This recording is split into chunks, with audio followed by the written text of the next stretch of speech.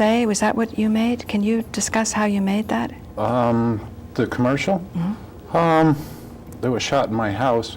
It was looking for some way to get some video out there about what I'm going through and what I'm dealing with.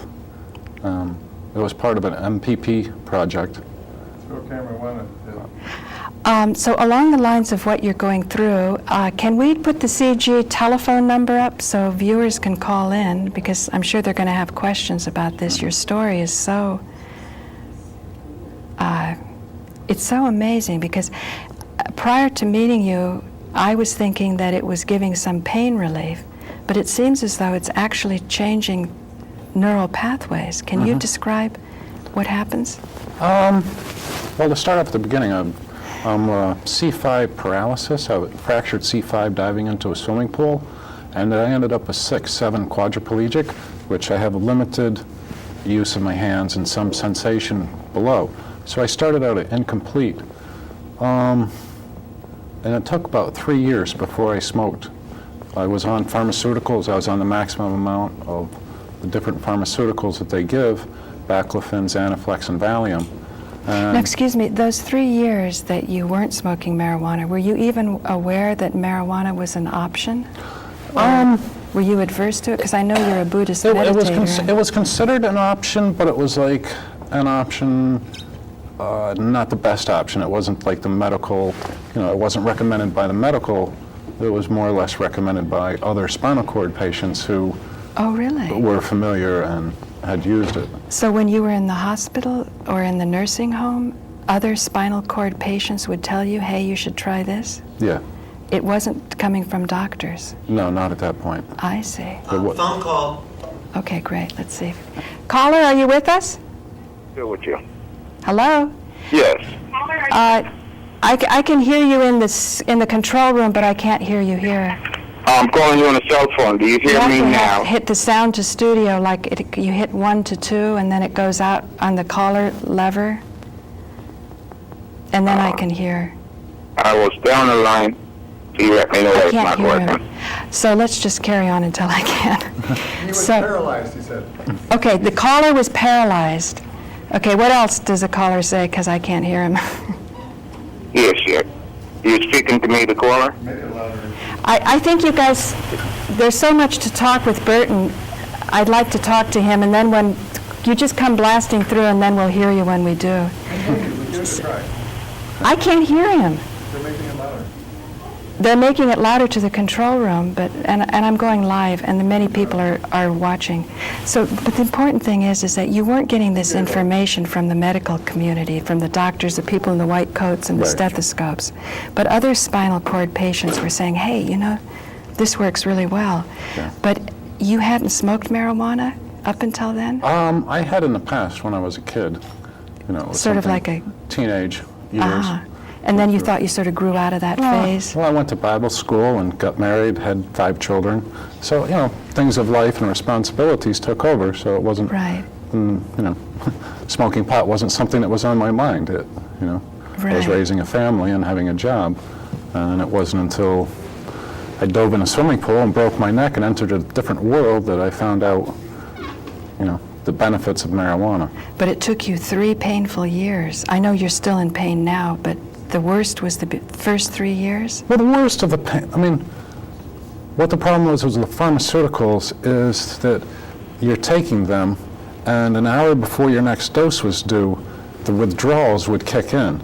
And so my spasms and the neuropathic pain would actually be worse an hour before my next dose was due. Because of the side effect, Because of the withdrawals. reaction, the Right, the withdrawals. I see. And so I would have to take another dose to combat the withdrawals, to come back to where, I could live. And it took me 9 years to get off the pharmaceuticals because I wanted to see what my body was like without any of the pharmaceuticals, without anything, trying to alleviate it. So are you on any pharmaceuticals now? No, I'm At all? not. The only pharmaceutical I'm on now is Marinol, which is a synthetic THC. Right. But unfortunately, it doesn't have the rest of the cannabinoids in it that come from the plant. And so it really doesn't do an ultimate benefit. It takes away some of the low-lying pain and some of the spasticity, but it doesn't take over. So Marinol will take care of some of the low level of pain? Yeah, it'll reduce it by, like, it takes the edges off, but it doesn't do that much more But than then, like all pharmaceuticals, you said, that's been extracted from its natural plant-based material, it has that reaction afterwards? Yeah, after it's over, about 6 hours later, I start to have, my spasms are even increased and stronger than they would be without smoking at all. But you did tell me that it enhances when you do smoke a joint. Yeah, it will enhance. It makes smoking pot more productive. More productive as a Yeah. result, because maybe that reaction is your body saying, hey, look at this? Could be, very It much could so. be, huh? Yeah. Because I know you're also a meditator. Yeah. Can you talk about how marijuana affects that? Or were you a Buddhist meditator before the injury? I know you mentioned Bible school. Yeah, no, It's I a was different path. I was a fundamentalist Christian, but I always had this crazy spiritual calling Well, within. supposedly people following Jesus are spiritual. So, and then throughout my injury, I looked for ways of how to take injury and turning it into transformation, into awakening, so that somebody that receives a serious injury is not just endowed with that injury, but can take it and transform it into an awakening within themselves, Right. so that they can. That the injury is not just an injury, but it's a doorway. It's a stepping stone to something Right. better in life, and it's something I'd found for myself. And so, in searching for that, I had come across a Buddhist program at Sky Lake Lodge that was all about transforming injury into awakening, And that was up in Woodstock. and that was in Rosendale, actually. Right. Sky Lake. Now, you recognize this spiritual experience because when you were first injured, shortly after that, didn't your wife leave you? Yeah, there was a lot of personal things. I mean, That's a lot of it's heartbreak. part of, as I found out later, that going through the transitions of life, that sometimes, or the bardos is what they call them, that you have to leave everything behind. Right. And for me, I was a jerk of all trades. Everything I did was with my hands. I was sports, I was a lover. And so when the injury happened and I was paralyzed, it took away my identity. It took Right. away what I thought that I was. And then losing my wife and best friend and children really put me by myself, so where I had to Certainly come to it did. terms again and re-see who I was and find my identity. And so I Right. went through a real emptiness period. Now, you said that you had an actual experience of great love a few days after, or after your wife had left, or what? When you were telling me this morning, it was so impressive. Yeah, it's well, that was a girlfriend, but I mean, it's one of the things that I've tried to learn is never to have anger or bad feelings toward another person, of resentment or like that. So through a breakup with a friend, it kept my heart open. And at the end of 4 days, I woke up one morning with just an overwhelming love for the world that is beyond anything I've ever experienced before. Now, how many years after the injury was that particular revelation? Maybe 6 years. 6 years after. And so that would have been 3 years after smoking marijuana. So it doesn't sound like smoking marijuana dampened the spiritual experience. No, not at all. Not at all. So as a fundamentalist Christian, would they have been against you smoking marijuana? In the church that I grew up, it was considered taboo. It was, something that was a drug, and it was looked down upon.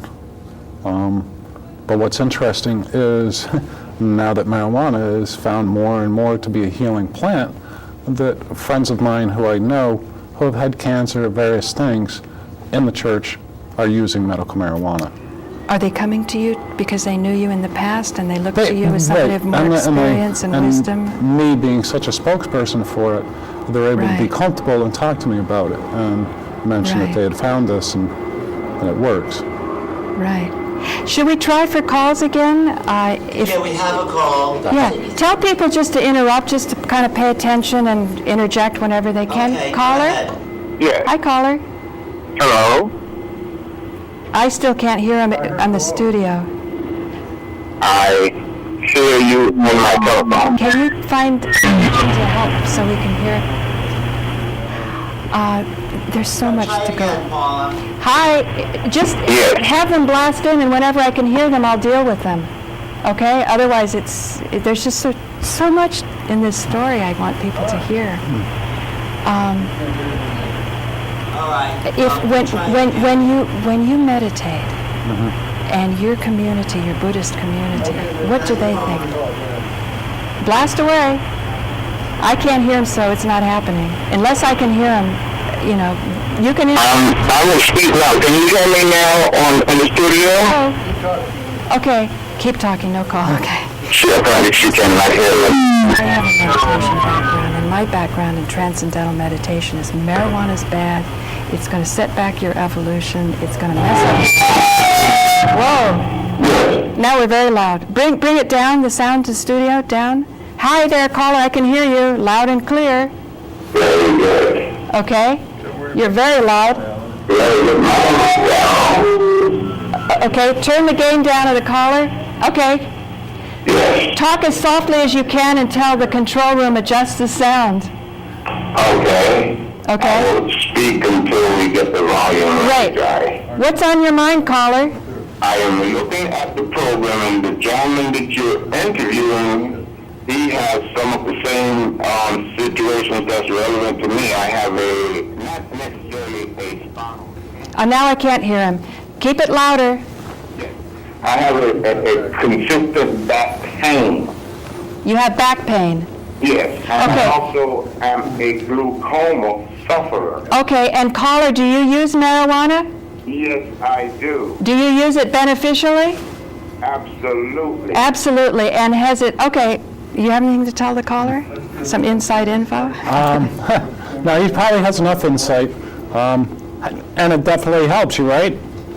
It definitely relieves my pain. To my surprise, it's quite effective. It's more effective than the medication that is prescribed by the doctors who, give me the prescription medicine. And I'm here to attest to the fact that I have no accidentally that I realize that this thing is more effective than the prescribed medicine. I'm Exactly. somewhat surprised that the scientific community have not picked up this ball and ran with it. In the interest of humankind and the elimination of pain, I am really shocked. I don't know what could be served by keeping this fact hidden from the general population. What's going on? Well, it goes back to the old dollar bill. There's a lot more money in the treatment of diseases than there is in the cure. And, you can take care of me all day long, or somebody with cancer, and put a lot of money into chemotherapy and into medications and things that require constant, daily, continuing thing just to keep you alive, and you end up dying anyway. And so why cure what you have and solve it with a plant that anybody can grow, put a seed in the ground and it comes up, and you harvest it, and it's medicine. And of course a pharmaceutical company doesn't want that because they're going to lose their money. So it's very simple. There's no compassion. And it's something that I have found that somehow the world needs to be compassionate. And sometimes you got to take a risk to be compassionate. And I think that's what we're scared of as a whole, to take risks. Who needs to take risks, do you think? The general public in allowing marijuana as a plant, because of the reefer madness tapes and all of the connotations and different things about it, it has really turned into something that, people call a weed. And it's much more than a weed. I mean, it's supreme medicine. it's medicine. And so, All right, tell me that call. New call. Thank you, caller. New caller, what would you like to say to us? Yes, thank you. Hi. Hi. I have always believed that marijuana was medicinal, and I used to feel a lot of anger toward society in general because I felt that I was being demonized for something I believed very strongly about. You know what I'm saying? I definitely know what you're saying, and that's kind of what I wanted to get at with you, Burt. As a meditator, can we find the source of this prejudice? Because, pot regulation, pot taxation, all of these things are just bandage excuses. To really get the real medicine that people need, we need to really deeply understand economics. And I find the smart economists don't want to have anything to do with marijuana. Oh, don't associate me with your work on marijuana. So we have huge prejudice to overcome. But I'm saying, as a person myself, very prejudiced with meditation. You had a fundamentalist Christian background. I had a transcendental meditation background. And when I first started, I remember back in college, I was smoking marijuana.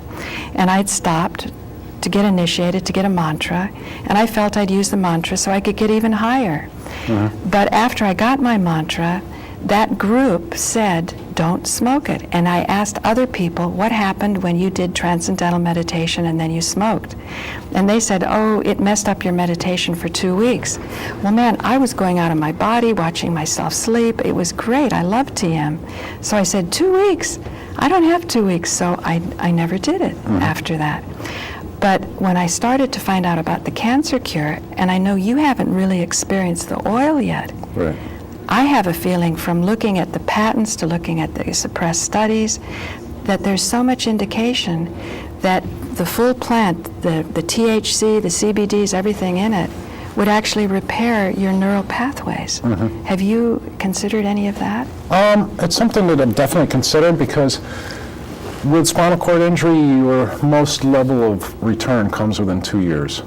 And then after 2 years, it just tapers down until there's no more return, and it's just... Is that the you body are- kind of saying this isn't going to happen anymore and we won't put you in any more pain? So- Basically, yeah, your body's just, this is where you're at and this is shutting Right. down. So when About you, a year after I had started smoking, my left leg was just feeling non-existent, like it wasn't there. And it would bother me, and it was feeling like deader and deader and deader not every day, but it felt like I was losing it in many ways. So one morning, I just, because in of my mind, smoking marijuana? I had no idea. It was just happening. It was just just happening. It was getting deader and deader. because of the injury, it was just losing its contact with me. And one morning, I just... Okay. Just let's finish the story and then call her as soon as he finishes, yeah? So I pushed down on my left toe, and I broke free movement. And since then, I've been getting more and more movement back in my feet, and my ankles, and my legs. And that's just from smoking. And it's from getting rid of the pharmaceuticals, because the pharmaceuticals kept my body in a deadened state. My I body see. felt dead. Okay, so now there you go. You said that the opiates you were taking on a pain scale worked up to number 3, but that 2 things got up to a number. Explain that. Yeah, 'cause well, this is great. I mean, And there's- Alan in the control room, listen to this. You're going to love There's this. 2 studies done with spinal cord patients in chronic pain, and through it they tried probably about 30 different pharmaceuticals, from gabapentines to opioids, different ones, and then they tried some alternative medications, which were acupressure, acupuncture, and marijuana. Of all the opiates and the pharmaceuticals, the highest that they scored on helplessness was a 3.4. The acupressure and marijuana were 6 and 6.4 for pain relief. That is so interesting. So caller, I'm sorry I kept you waiting, but I just wanted to make sure that that point got out. Are you with us, caller? You got my name and address just now, and I didn't give you my zip code. Okay, you can do that off camera. What's your comments for on camera? 'Cause No, I already did my comments. I caught it. Okay, let's put through a caller that can give comments to all of us. Now, what I loved about that story about the pain is that it seems as though the opiates affect even opium affects the body in a certain way, but it seems as though the pain with marijuana goes away because there's actually repair. It could be. I don't know the You're science actually behind it. I getting just know that none of the pain medications work. Right. Another call. Great. Caller, you with us? Yes, but I'm calling to give you information, not to go on the air with Gloria, but just to give you. Okay, he doesn't want to go on air, so don't put him on air. Right, don't put me on the air. Okay, take him off the air, and you can call back later, okay? Thanks. So I just find this so fascinating that even opium or opiates, you think opiates have to do with opium, right? Even if they're synthetic? Right. It only affected your pain up to a scale of 3, on a scale of 1 to 6.5, was it? Yeah. But that acupressure and marijuana could get up to 6. Why do you think that's the case? Don't know. I really...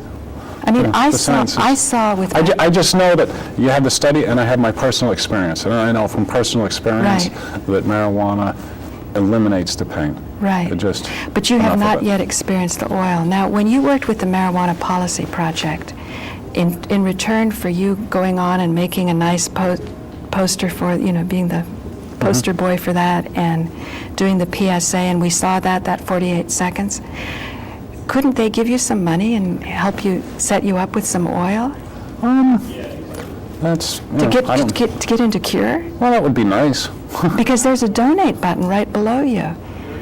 I looked you up on YouTube. If you looked Burt Aldrich or New York marijuana, medical marijuana, New York medical marijuana, you can Google that or put it in YouTube, and you'll see Burt's ad. And several people have picked it up, and there's a donate button below it. So you're raising money for this organization. What has this organization done for you? Because somebody called in, I don't know, caller, if you're there today, but several weeks ago I was on air with Joe Barton, and someone called in and asked Joe, based on his experience, because he's had a lot of experience, what about the Marijuana Policy Project? And up until then, I never knew anything about the Marijuana Policy Project. So after you made the ad for them, what was your experience? My experience, I think with MPP, Marijuana Policy Project, NORML, and the various other advocacy groups, I think it's a lot of our laziness, and they're very ineffectual. When you say our laziness? Our laziness, me as a person, needs to get out there and speak before my politician, needs to speak before the public. And not depend on... We each need to do this, and that's my experience. I don't want to badmouth anyone, because we all need to be together on this. And it's very important to this that we not backbite, that we put aside our differences, and that we can come together. I don't want to backbite. My own experiences. No, I don't want to with MPP backbite, are but not- somebody called in and they said, what do you know about the Marijuana Policy Project? And I don't know anything about that. Well, they're all trying to get marijuana legalized. I know, which- but I do know when Joe was going to trial, I was calling everybody I knew. At first it would be very favorable. Oh, you have a TV show and so on. And I said, I want some of these scientists to be expert witnesses. And nobody would want to be an expert witness. So when money is collected, where's the money used? I can't think of a better place to use money than to cure you. Yeah. You have a caller. Hi, caller. Caller. Yeah. Hello. We have 10 minutes left, caller. What can we do for you? What would you like to share with Burt Aldrich, who's had huge experience and doesn't want to harm any group but wants to move forward to get something done? And I think the most important thing to get done is cure. Let's go even beyond alleviation of pain. Do you have any comment about that, caller? Caller? I don't hear anything. So we drop that caller. You get passionate at this point, right? Yeah. Because you didn't That's my life. you didn't want me to backbite, and I don't want to backbite. Yeah, that's something. But I also think it's very important that a spade is called a spade, that if people are sending money in, they should know where their money's going. If money's being collected to change the laws, what is the actual plan to change the laws? I think many laws can be changed in court. If people get jury trials, the juries can vote in such a way that that decision will affect the law. Right. The jury, the way our Constitution was set up, the Supreme Court is not the supreme law of the land, it's the jury. So marijuana seems to be the issue that brings out the importance of sovereignty. Paula. Turn your sound Caller. down. Okay, caller, just tell him to blast ahead. Politely. Yes, we have contact. Caller. Speak your piece. Yes? Hello? Hello? How baby doing? I can't hear this caller. Hello? Could you drop that caller because I can't hear him? You've got to articulate your issue really quickly, spit it out quickly. How do you think you can get cured right now with the options? Because you actually got busted for selling to a minor. So we know dealing's out. You're not going to get any money from dealing. How are you going to get what you need to cure yourself? That's something that's it's something that concerns me a lot. And yet that PSA has got a donate button below it. And when you called them and said, help me out, what did they say? Thanks for letting us know, and we'll drop you from our website. That must have been as heartbreaking as your girlfriend leaving you, I would think. It was another betrayal. I mean, It was a betrayal. Yeah. But you don't want to backbite. No, I mean, But you just speak out what happened to you. Another caller. We have another caller. I can tell because I can hear my voice in the background. Mute your television and tell me if you can't hear me. Okay, great. Okay. I don't need to go for a long time. I'm so glad you. The law, talk about the law. Governor